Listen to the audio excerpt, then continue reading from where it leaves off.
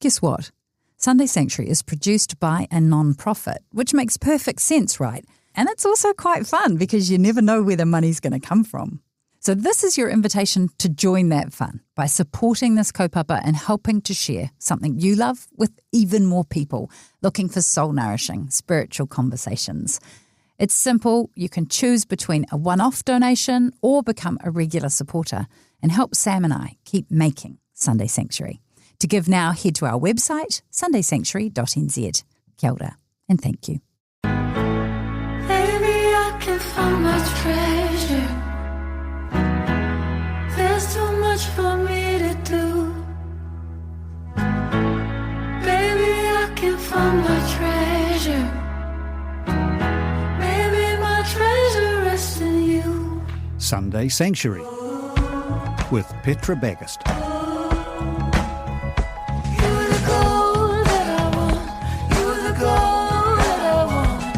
E ngā manu, e ngā reo, mai e ngā hau e whā. Ta tū mai nei ki te manga o tēnei rākau whakaruru hau.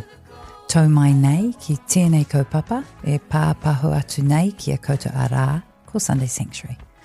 Ko Petra Bagust tēnei e rere ana ngā mihi ki a koutou katoa. To everyone from each corner of this country. Come, rest on the branch of this sheltered tree. You are welcome to this project, this space, Sunday Sanctuary. I'm Petra Bagust and I acknowledge you all. Ooh, somewhat self-disciplined. Nuance is not something I associate with self-discipline. I think of it perhaps as a little more binary. I'm either being disciplined or not. And look, discipline is something I fall short of constantly in my own mind. And yet, am I paying attention to the right things? Like where I have discipline, or the wrong things, as in everywhere and every time I don't. Because the idea of the good life, quick results, instant success, that's highly prized in our culture, and it's compelling. And it's also elusive. So where does self-discipline fit in?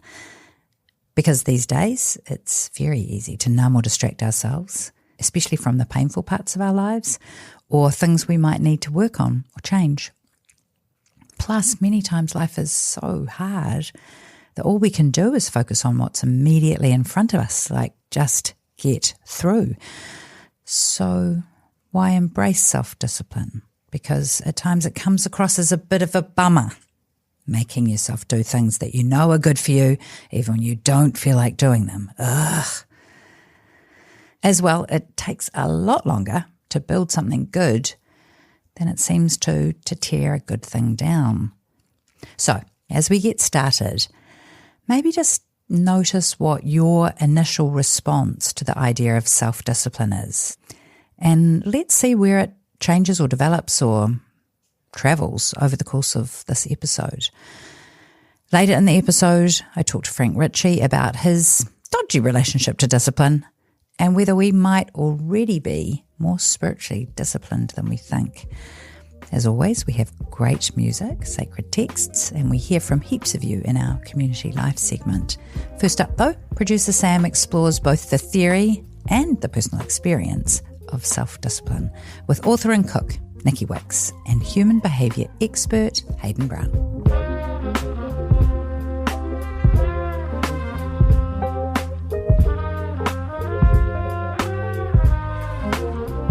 Two years ago, Nici Wickes sat down with Petra for an episode of her other podcast, Grey Areas.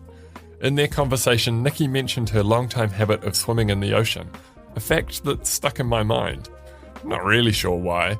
Maybe I was jealous.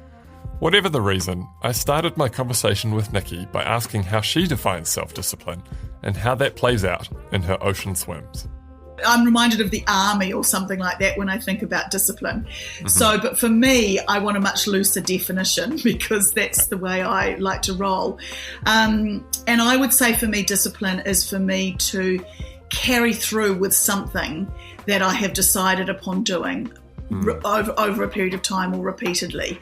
I try not to give myself a hugely difficult time about that in terms of making sure it's every day or whatever. It's just a general intention, if you like, to say, I would like to do this, and then pursuing and overcoming my lack of motivation or different barriers that might come in and still doing it anyway.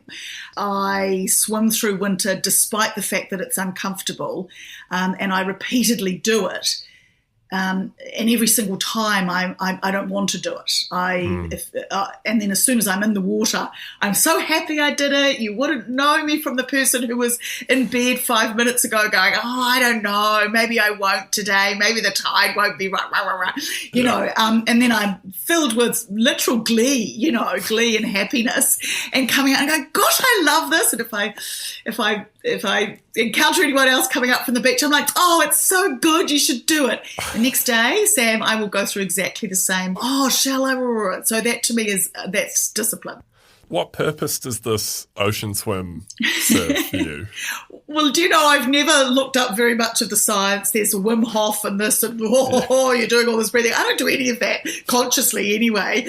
What it does for me is it's incredibly good for my mental health. So I believe that it really does kind of complete an adrenal or a cortisol cycle that goes on in our body. We are all quite living on that adrenaline. I don't mean sort of adrenaline like, oh, I'm racing a car, but I just mean in life we're anticipatory now. I'm wondering, is the phone going to go? I'm wondering, is there going to be an email? And we never really get a chance to complete that cycle if you're not a manual worker, which I'm not. And so I believe it really calms me down. I literally go in quite hyped up, mostly because it's going to be uncomfortable in the winter, and I come out just incredibly peaceful. Yeah.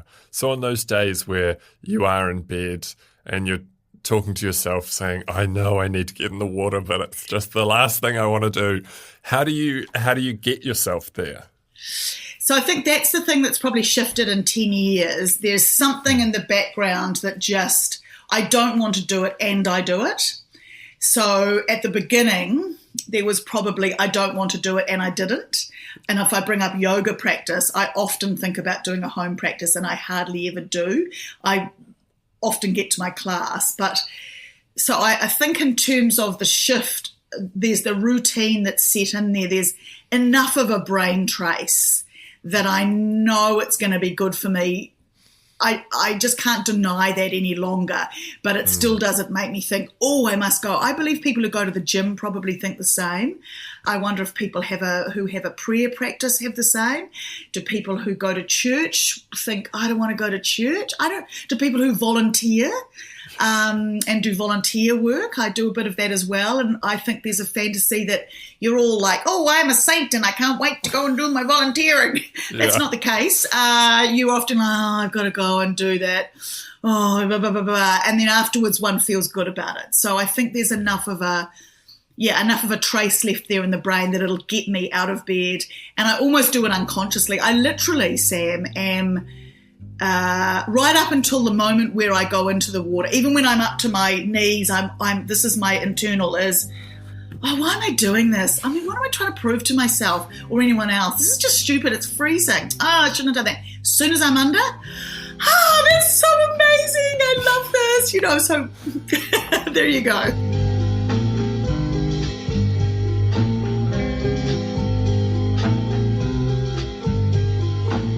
As it turns out, my question to Nici of how do you get yourself there is perhaps not what I should have asked.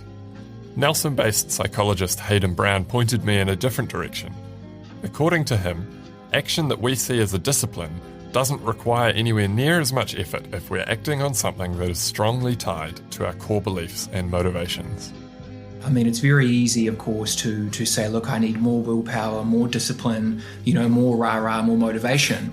But in actual fact, it's, in life, it is where you're going and what's most meaningful to us, right? And so, with my clients or even myself, if I look at what's most important to me, my client work, my problem solving, I'm going to have the greatest degree of reliability, focus, in that area. But if you look at perhaps my accounting or other areas that are lower priority, I might need more motivation or discipline.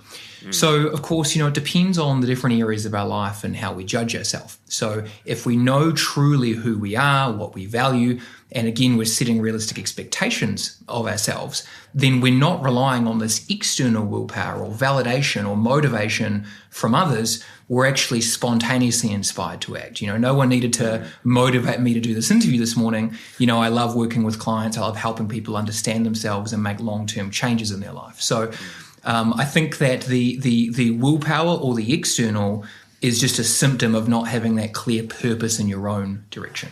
Perhaps some important context just to frame this up a little bit. When I talk about understanding what's most important to you, what I'm referring to is what I would call your highest values, or also what I call your purpose priorities. So we're talking about the priorities in your life that give you that sense of purpose, okay? So, whether we are conscious of it or not, regardless of our age, sex, gender, we all live by a certain set of values, a certain set of priorities, okay? So what's most important in our life to least important. So it exists on a continuum, and it obviously does evolve at different points of our life. But so unless we really take the time to actually look not at our words, not what we, say is important, we all say we want to be healthy or we want the six-pack, that sort of thing. We all say we want to be financially independent, but very few of us actually achieve these goals. And so, rather than judging yourself, it's wiser, as we said, to take a step back and to actually start to ask yourself the harder questions. What do you truly value? Everyone else will also, tell us what we should value or how to live. They'll project their values onto us with perhaps with their best intentions or not. But unless we really have that clarity in terms of who we are and our values, again, the things that give us energy naturally, then there's always going to be that incongruence there. And then whether we're beating ourselves up, requiring discipline because we're setting unrealistic expectations for ourselves or setting goals that sound good out loud, but again are actually based on someone else's value system, again, it all comes down to actually understanding what are the priorities in our life that give us that sense of purpose and aiming our direction and expectations of ourselves in that area where we naturally have the most focus and buy-in. So if someone, for example, valued being physically well, physically fit, and their kind of underlying motivation for that was sort of wanting to look after their body long term, maybe they're a parent who wants to be able to, bend down and play with the grandkids one day. They've signed up for the gym, but they're lying in bed on a Tuesday morning. They've woken up early enough to go, but they're just thinking, oh, gosh, I just don't know if I can get myself out of bed. And this is a common occurrence for them. Yes. Would you then suggest that they maybe haven't completely figured out their underlying values and what matters most to them? Yeah, look, that's absolutely correct, Sam. The first thing would be that's all very well and easy to say. I think making sure that you are truly conscious and have truly acknowledged how this goal will benefit you in the areas that are most important to you.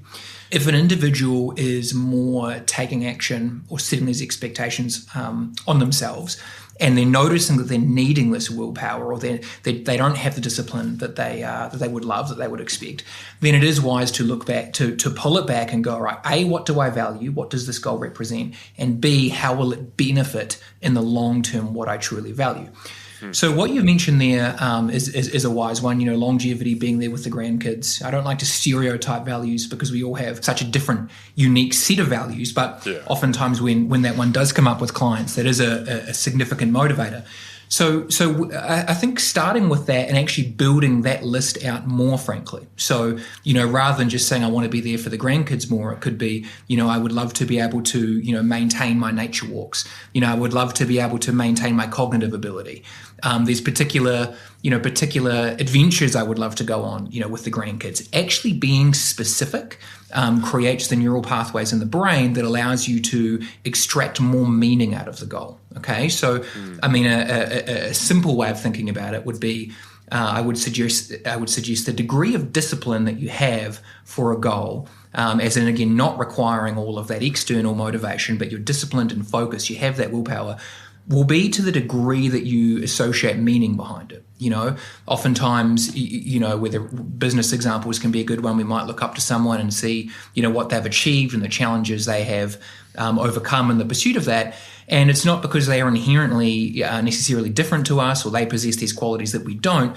It's that there's a real, true mission behind it, okay?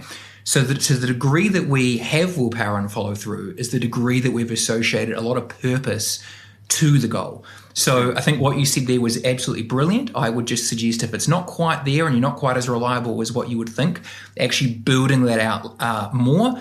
The devil is in the detail. So how will it actually benefit you being able to spend more time with the grandchildren, and then also looking at the other areas of your life or linking it to other things that are important to you as well. So what then exactly is happening in our brains when we engage with this discipline that is playing into what's most meaningful to us? There's sort of two different levels of brain function. Obviously, this is oversimplifying.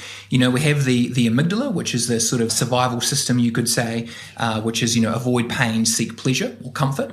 And then we have the forebrain, which is the prefrontal cortex. And this is where, when we're truly acting on what we perceive as most meaningful to us, the blood, glucose, the oxygen, it all goes from the forebrain into the executive center, into the prefrontal cortex. And that is where we have the greatest self-regulation of our emotions. We're thinking long-term, not short-term, with this pain, pleasure, reactive-based motivation. And so it's actually a brilliant thing. Naturally, when we are taking action or setting goals with what we perceive as most meaningful, we're actually designed as humans to get the most out of our brain function, essentially. But as we said, it all comes back to actually taking the time to peel back the layers and understand what is actually truly most important to you. Because, you all know this, we all know this, we're all, bombarded with technology, information, again, everyone telling us what we should value. And also, frankly, in the absence of purpose and that clarity in what we value, we distract ourselves with pleasure. So that's one thing I always say to clients as well. In the absence of purpose, we distract ourselves with pleasure.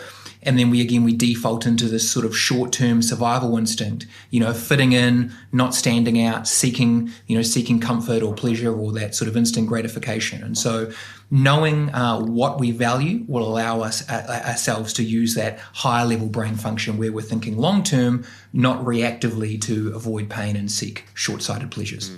So is it fair to say that the amount of technology that is woven into almost everyone's lives at the moment is making it a lot harder for us to escape that sort of short-term picking pleasure over pain kind of amygdala-based way of living? Yeah. So first of all, I would say that we are wired in a sense where if we know where we're going, we know what's most important. Yes, we can very well set ourselves up for success. We could look at perhaps in our current culture and society, all of the technology, the distractions, etc., which we could say is disadvantageous. But what I would say to that is, there's always been alcohol, drugs, substance. Many of us, we put our worth in validation and what people think. There's all kinds of different ways that we can, live for that sort of short-term dopamine hit. And, it's interesting because, even in young ones now, they tend to be drinking a lot less than they have in the past. And so perhaps they've replaced that sort of escapism behavior more with scrolling and technology. So I would personally think that it's less... I think consider it, this is the current, the paradigm that we're in, and perhaps this can be our disassociation or escapism of choice. But I think that, there is always going to be the next thing. And in any instance, whether it's technology, alcohol, pornography, whatever that is, if we're not clear on what we truly value, we are always going to default into short-term avoidance, be that alcohol, technology, or what have you. With your clients who are figuring this out, how do you guide them on that path of figuring out what exactly it is that is most kind of their most deeply held values? Yeah, absolutely, and that's the $1 million question, right? So look, I have a process that I use with my clients. It is an adapted process from one of my mentors. I call it the Purpose Priorities process. I'll obviously give you the short version now, so there's something practical here for the listeners. But it is, as I alluded to earlier, Sam, looking at what truly gives you purpose. Okay, so what that means is again not going off what we say, but actually going off what our actions demonstrate, or at least peeling back the layers or the themes to what our actions demonstrate. So there's 8 questions that I use with my clients and with my process. And if people are interested, they can, have a look at my podcast Breakthrough with Hayden Brown, and they can find those resources. But for today, the questions that I would consider the listeners look at is, what are the top 3 things that gives you the most energy? what are the top 3 areas of your life where you're naturally most ordered and organized? Top 3 most consistent long-term goals that you've set or achieved or keep coming back to. And lastly would be top 3 things that you love to learn about. Okay, and that of course doesn't have to be formal study. This can be talking to a friend, YouTube videos, etc. So, like I said, I mean, to be comprehensive, I like to use eight questions, and then we sort of look at the reoccurring themes there. But certainly, I think if the listeners start to really ask themselves those questions, what does their life demonstrate? They start with those 4 questions. They will likely start to see a theme of what their actions demonstrate, or at least the deeper meaning to it. Even if it is infused with sort of short-sighted distractions or fears that can keep many of us stuck, there will be a theme to that, okay? And so I would suggest starting with those 4 questions. There will likely be a lot of, similar answers coming out. That's not a bad thing. That's actually the purpose of the process, to start to peel back those layers. And then when you start to see those themes coming out, actually start to ask yourself, what do those themes mean to me? What is the saying about what I hold, what I value the most, or what gives me that sense of purpose?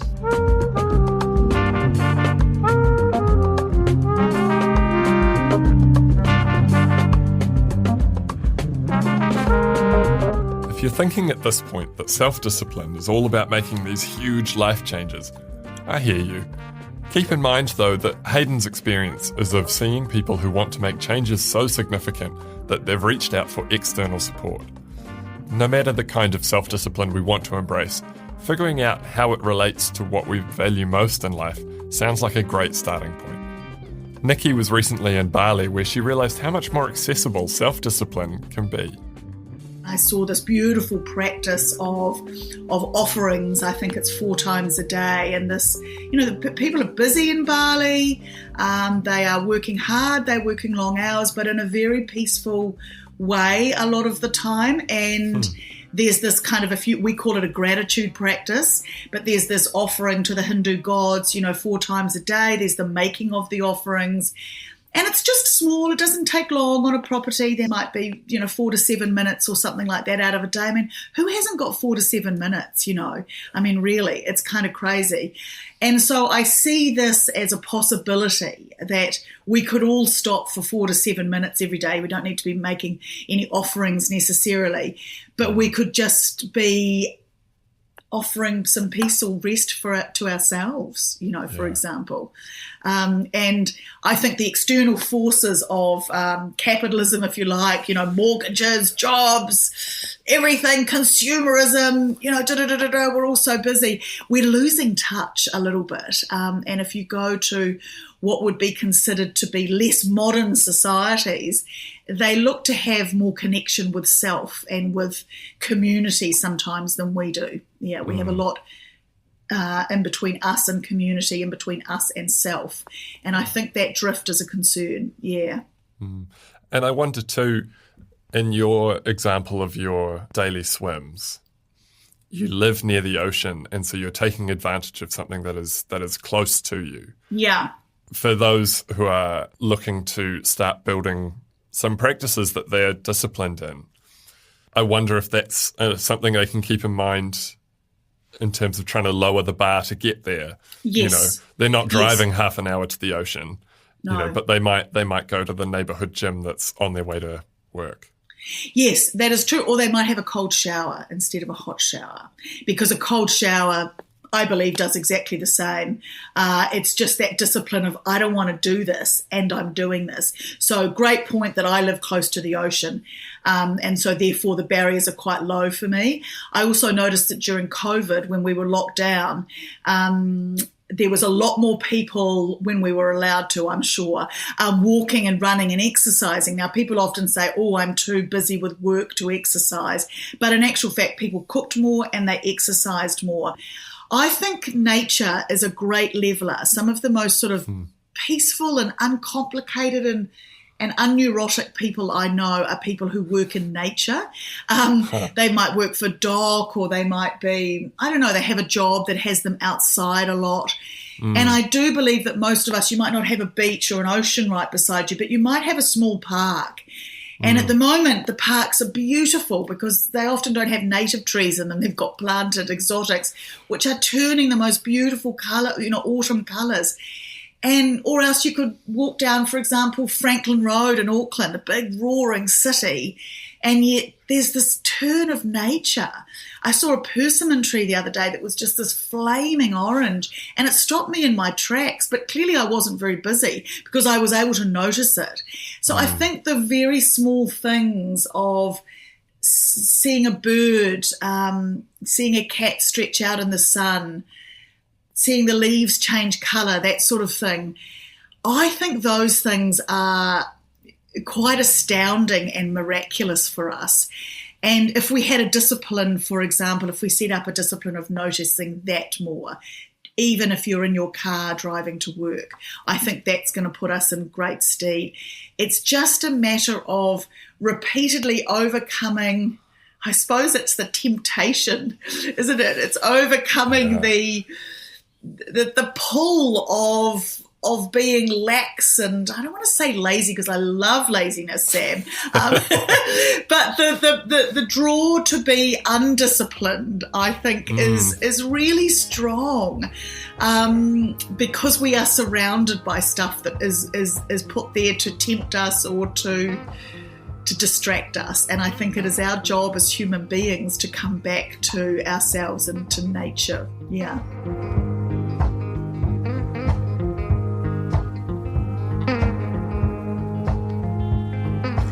Ngā mihi nui kia korua, Nici and Hayden. Awesome, I love that idea of Nici's. Start with something accessible to you, something that is just on your doorstep, which for her is the ocean. Lucky duck. And if you're interested in Hayden's questionnaire for figuring out what matters to you most, we've put a link to his podcast in our show notes. So check it out. Send this episode to a friend who would love it, like it, or just find it mildly interesting. And this is your gentle reminder to leave us a review. Any podcast player, we love it. On Instagram, we're at Sunday Sanctuary NZ. Feel free to join the conversation there.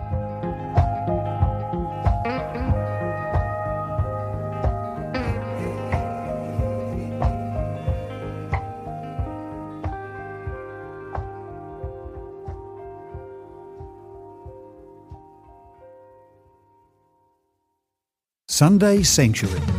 Intentions only get you so far.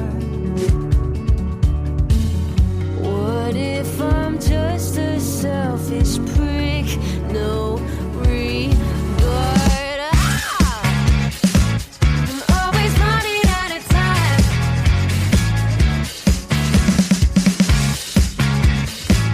I'm always running out of time.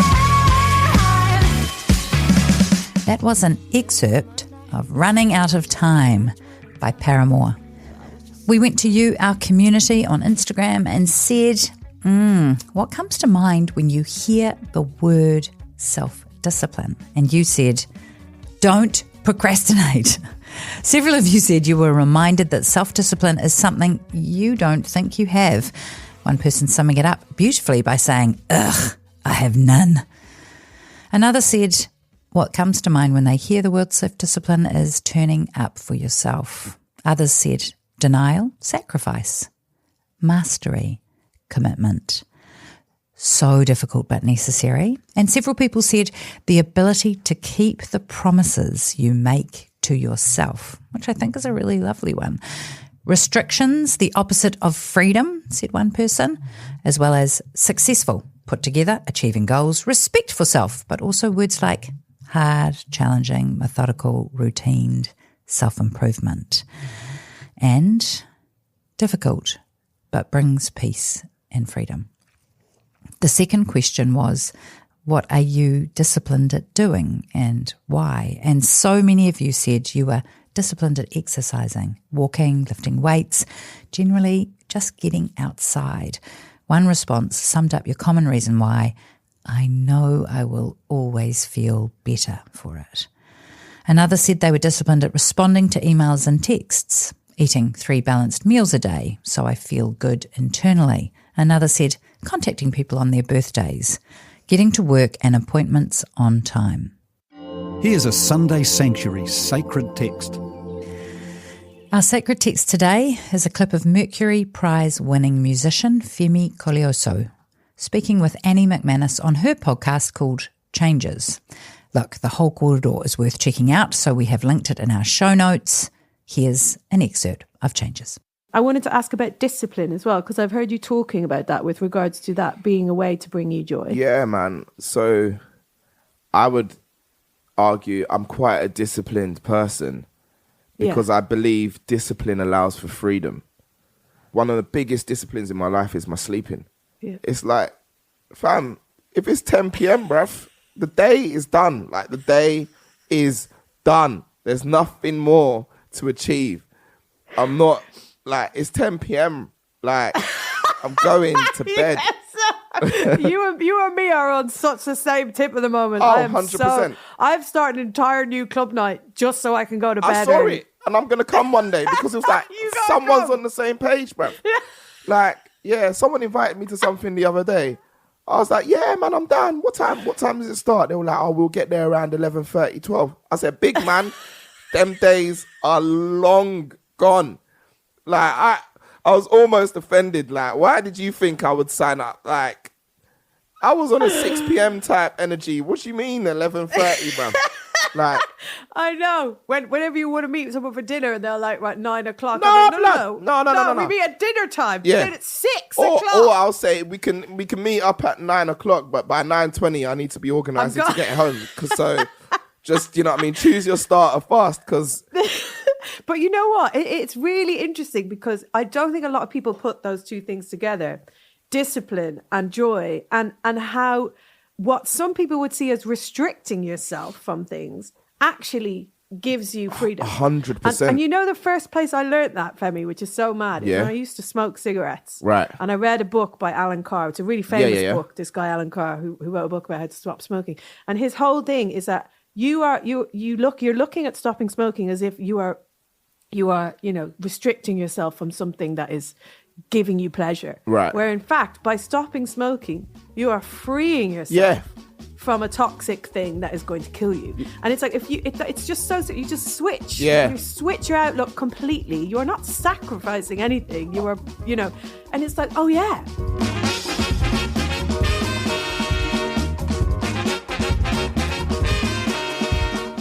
And as is our discipline, it's time to reflect on the ancient practice of communion, or the Lord's Supper. And you might not think of eating something as a discipline, but of course it is. Eating well certainly is. It takes thought and often significant preparation. If you want to get a good spread of carbs and protein, fibre, leafy greens and minerals, and when you haven't gotten what you need, over time, you certainly feel it. So when Jesus shared his final meal with his friends the night before he was crucified, he encouraged them to repeat this particular meal regularly, like a discipline. In his teachings, he taught us to ask God to be the one that provides our daily bread, to be the one who sustains us. And obviously, he's talking in more than just a physical sense. Here he's saying that this bread is now his body, that he wants to be what nourishes us, and he wants us to make reliance on him a practiced habit. We come to the communion table in all sorts of emotional, physical, mental and spiritual states. Anyone receiving the bread and wine might be really low or riding high, bored or heartbroken, delighted or burdened, joyful or resentful, or cheeky. Regardless of how we approach the table, this discipline, the approach, brings us back to the source who has a mystical capacity to be exactly what we need, not dependent on us or our state or anything we do or think, merely on our presence at the table.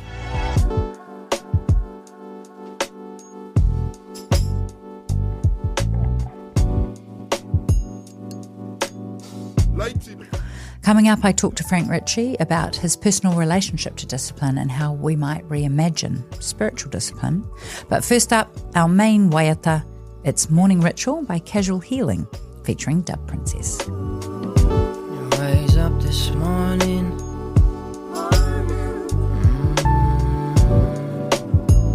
Smiling at a cloudy day. Celebrate life, we'll never mourn it. Miracle come my way, miracle come your way. Today, hallelujah, hallelujah. Miracles are coming my way, miracles are coming your way. Miracles are coming my way, miracles are coming your way. Hallelujah, hallelujah. Miracles are coming my way, miracles are coming your way.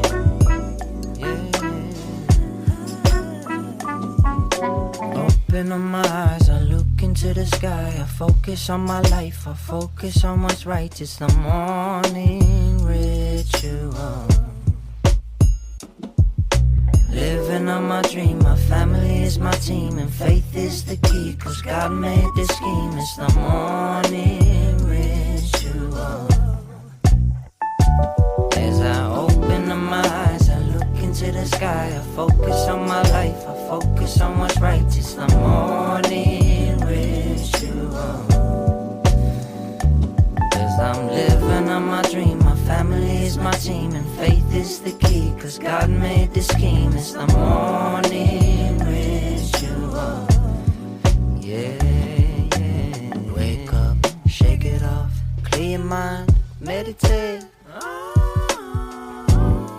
Give thanks to the day, give thanks to Creator. Gotta wake up, shake it off, clear your mind, meditate. Give thanks to the day, give thanks to Creator. Gratitude starts to bloom where shadows stood before. I wanna make a habit with you. I'm working on my spells to get through. I allow all the blessings to come to my door. I'm praying for peace this dawn. The sun on my skin is warm. Ooh. I admit sometimes I'm blue. I don't know what I should do. I pray to my gods and I write it down, but I can't seem to shift this frown. Ooh. Wipe the dust from my eyes.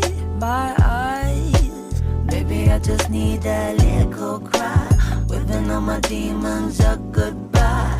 I need to take a breath, 'cause gratitude is all I have left, yeah. I'm grateful for my shadow, grateful for my blues, grateful for my feet, and I'm grateful for my shoes. I'm grateful for my G to the ride, singing with me through this light.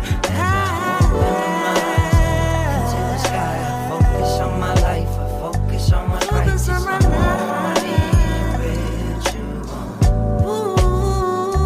'Cause I'm living on my dream, my family is my team, my faith is the key, 'cause God made this scheme. It's the morning ritual. Okay, well, I guess I could say your name, but I already know it, so I don't need to say it. The Unreverend Frank Ritchie. Yes. The unreverended. Francis Ritchie. Frank Ritchie, a joy to be sitting and talking about everybody's favourite topic, discipline. I told a friend of mine this morning that I was interviewing you about discipline, and she went, ooh. And I might have said self-discipline, but I think our first response perhaps to the idea of discipline is where we aren't disciplined when we want to be. So I wonder if our response to discipline is, oh dear, I'm not that good at that, or oh dear, I ought to do more of that, or oh dear, I wish I had that in my life. So true. How do you relate to the word discipline? Can I ask first what you mean when you say discipline? What do you think we're talking about? I think we're talking about the ability to choose a course of action and maintain it, like to have an allegiance of, I want to do this, I feel like it would be good for me, I feel at peace about doing this. Like, so you've got your whole body is like, okay, let's do this. It might be uncomfortable, it might hurt, it might be hard. Ultimately, it's really good for me, or it's for flourishing, or it's good for the community I'm part of, or good for the world that I live in.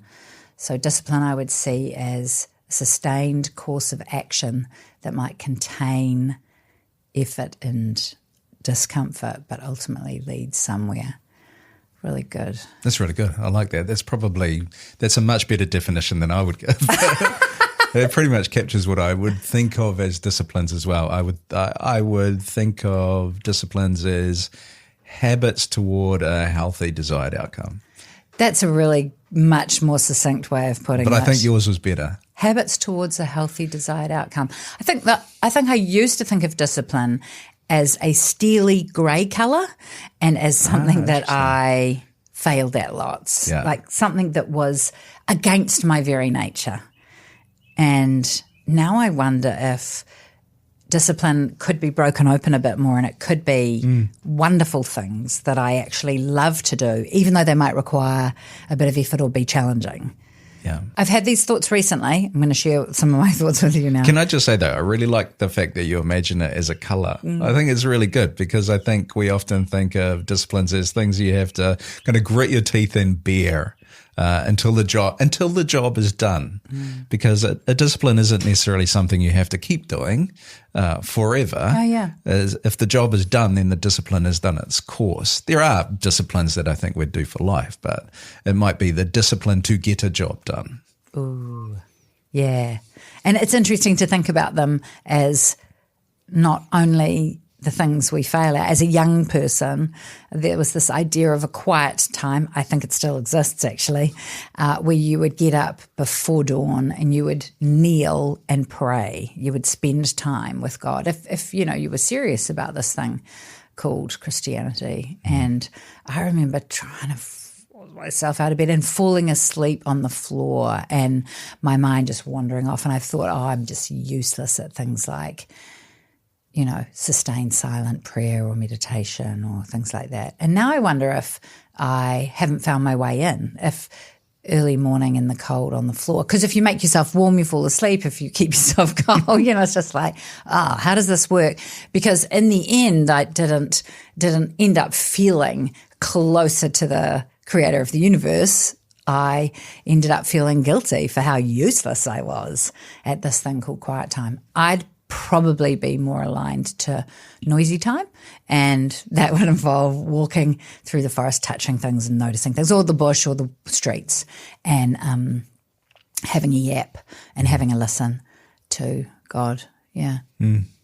So it's like this, could we stretch discipline a little bit more and make it slightly more human, or slightly more accessible, or slightly more spiritual? I don't know. What do we want to make discipline? Yeah, that's good. That's a good question. I think about what you've reflected on there about the aim not actually being the discipline for you there. The aim is connection with God. Yeah. So the question there is not what does discipline look like for me? It's just how do I connect with God, which is a completely different question from what does discipline look like. Now, you might have a way of wanting to connect with God that does require some disciplines, but for others, the word discipline might not actually fit what it is that they're doing. Yeah, no, true. As a young man, what was your relationship to the idea of discipline that you had? Well, let's not just talk about my relationship with it as a young man. Okay.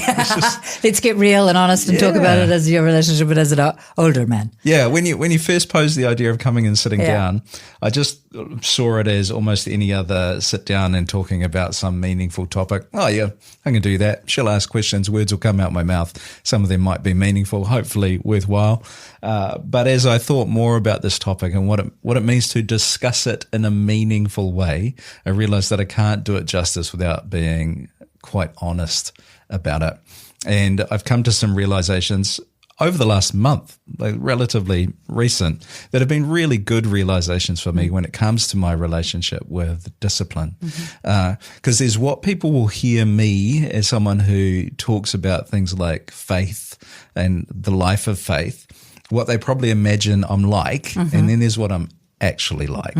And what they're hearing often is what I deem to be the healthiest, the thing that we could be shooting for and aiming for. and what I aspire towards as opposed to my actuality. So when I hear the word disciplines in my life, I most naturally think of healthy habits that I want to be good at and I want to sustain over a long period of time, because I think the ordinary, the small, the habitual is really healthy and it's really good. But I do not do the ordinary and the small very well over a long period of time. There was a period in my life where I could sustain healthy habits for, I don't know, a year or so. Whereas now, after a period of a few years of stress, that's not the case for me.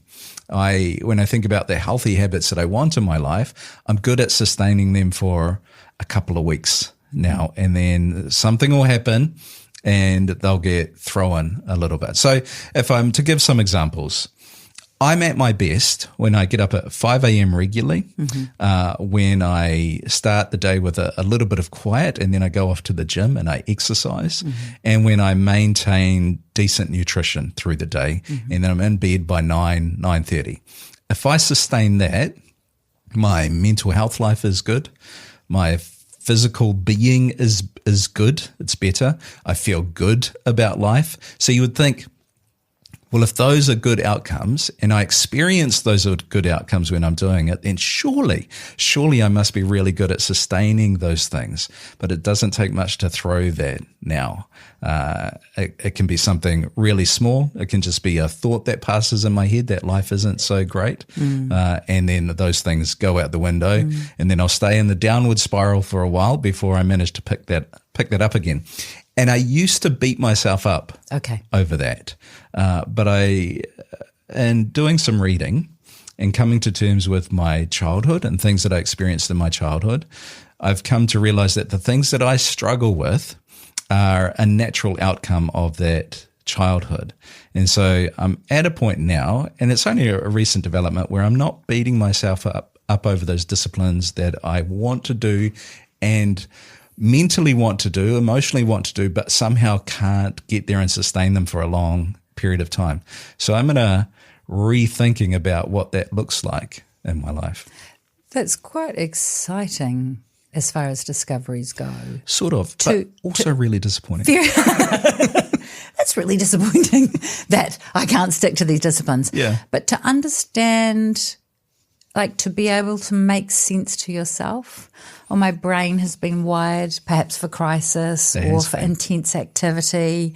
It's been wired to respond to this high or low. And so to sustain, like, oh, okay, ordinary and small, like you said, is an entirely different challenge. I do wonder if as individuals we can break the cycle of hating on ourselves when we fail.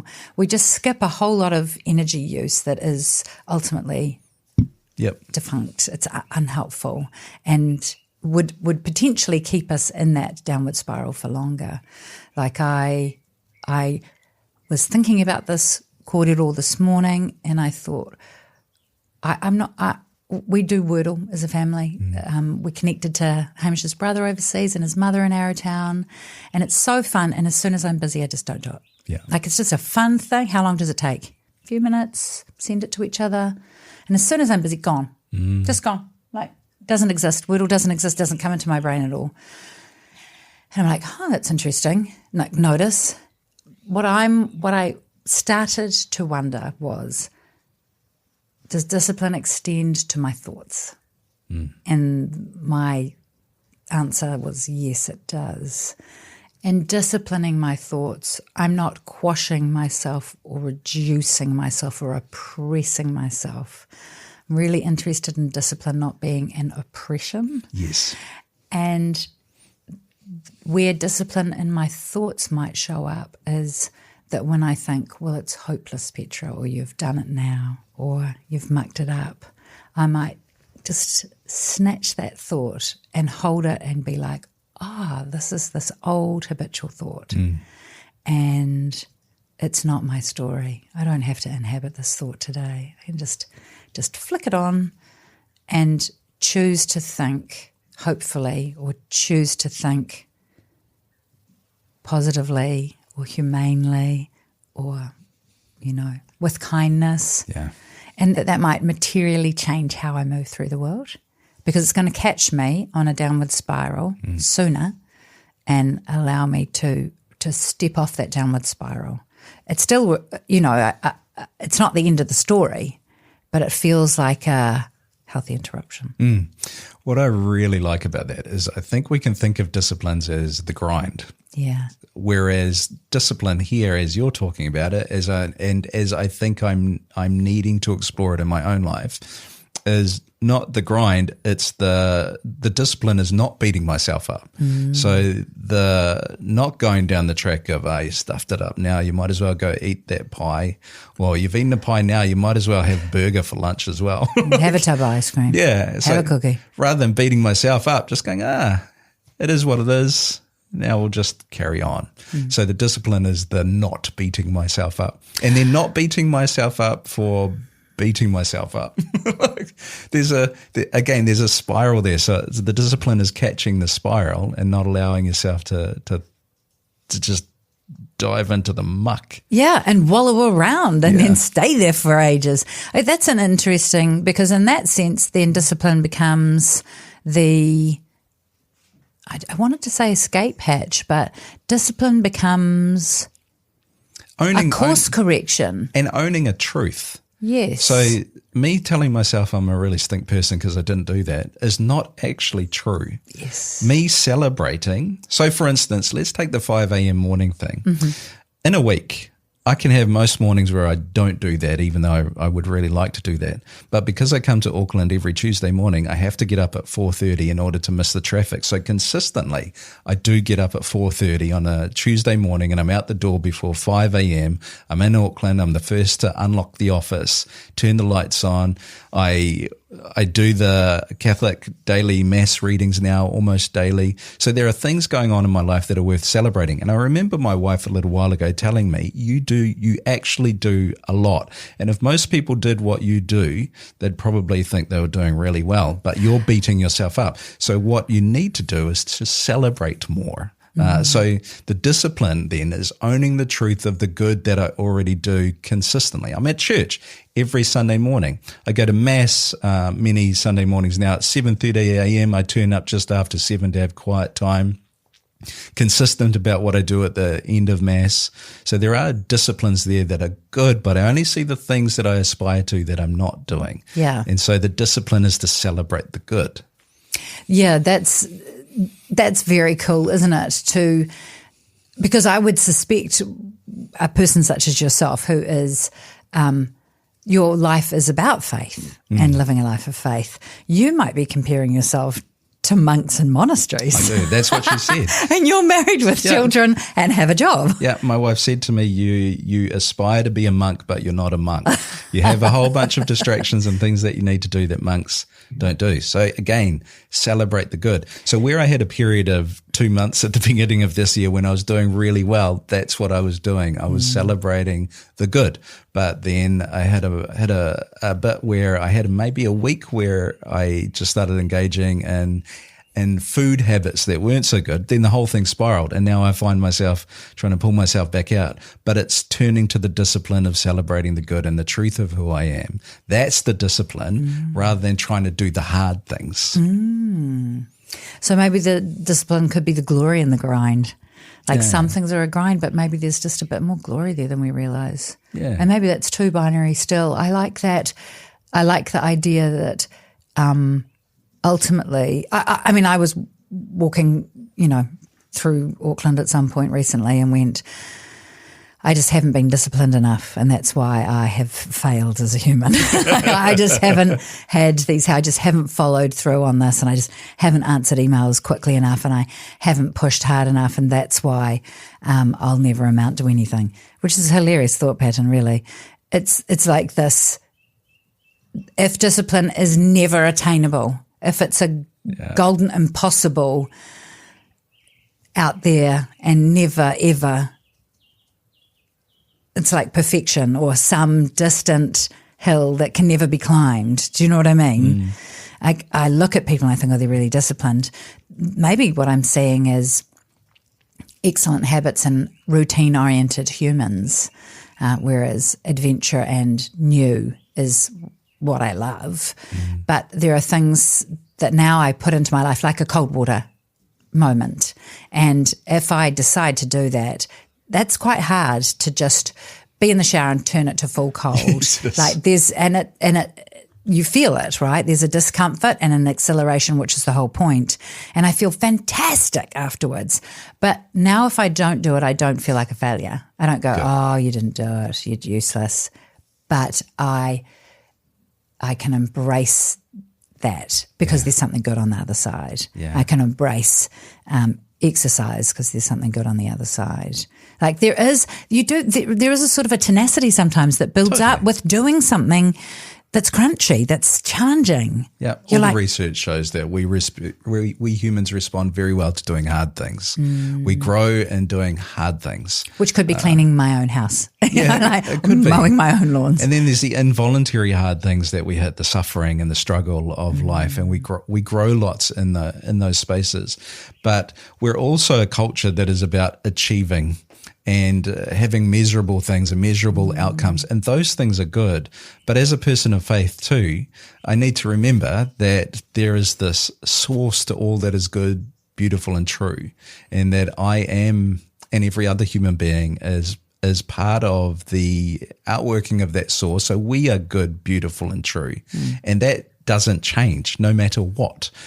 So coming back to that truth and being reminded of that is a great antidote to the self-flagellation that is very easy in an achievement culture that always wants to measure the outcome.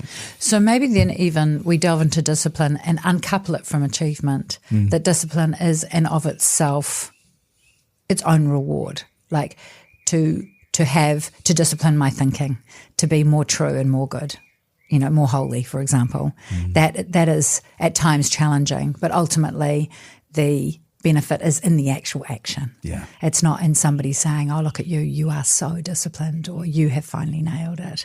It is that I or we might live out of the goodness that overflows from good discipline. Yeah, and then just celebrating every time we do it. Yeah. Like the discipline for me now with the gym is not turning up and doing the most extreme workout I can. It's just turning up. So if that means I just turn up in a park at the gym and then I drive home, that's worth celebrating because I turned up.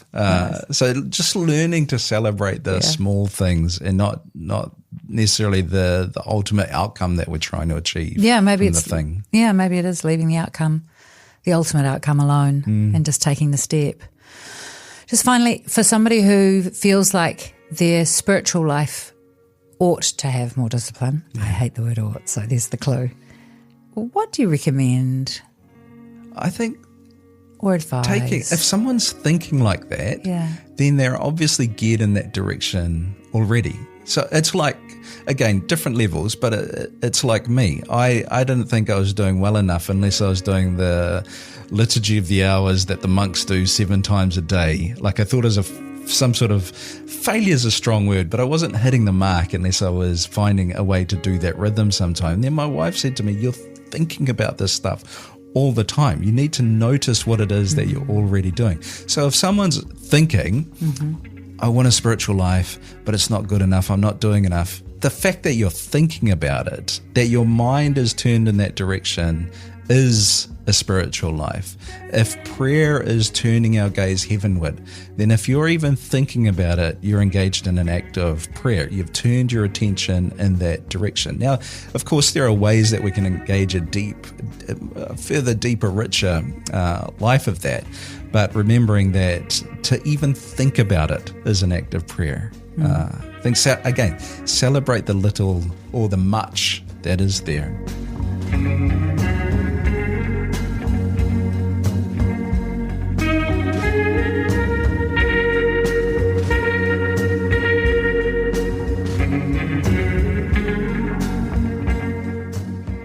Really enjoyed that chat with Frank. The idea that I could reorient myself to notice, pay attention to, celebrate the little wins where I see or practice discipline in my life and focus on that positive, what I'm already doing, I suspect is going to be more productive and more fruitful than any self-flagellation or berating, which might tip me into a downward spiral. So definitely going to try that. And I like the idea of being a bit more creative, a bit more expansive in my approach to what self-discipline might contain, what I might actually be engaging with. Like Nici was saying, like swimming in the ocean. And I think of a conversation I had with her once where, as a single person, cooking a nourishing, delicious meal for one was a self-discipline to feed herself beautifully and well. So this idea that good things that we enjoy are included under that kaupapa of self-discipline.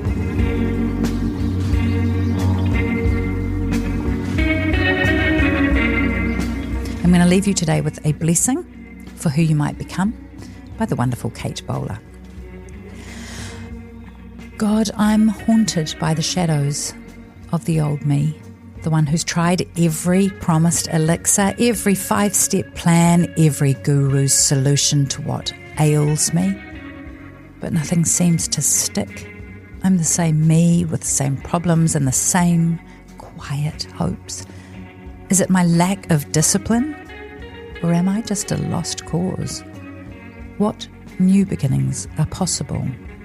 Blessed are we, the incomplete, standing at the edge of what could be, in this perpetual season of waiting and looking and longing for the fulfillment of hope.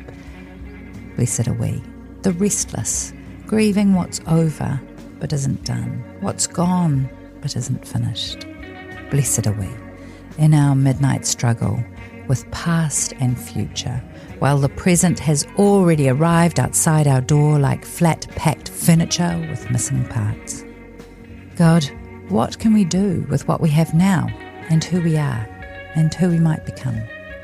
Blessed are we in the place where desire and will are beginning a conversation about what this day, this moment is for and for whose glory.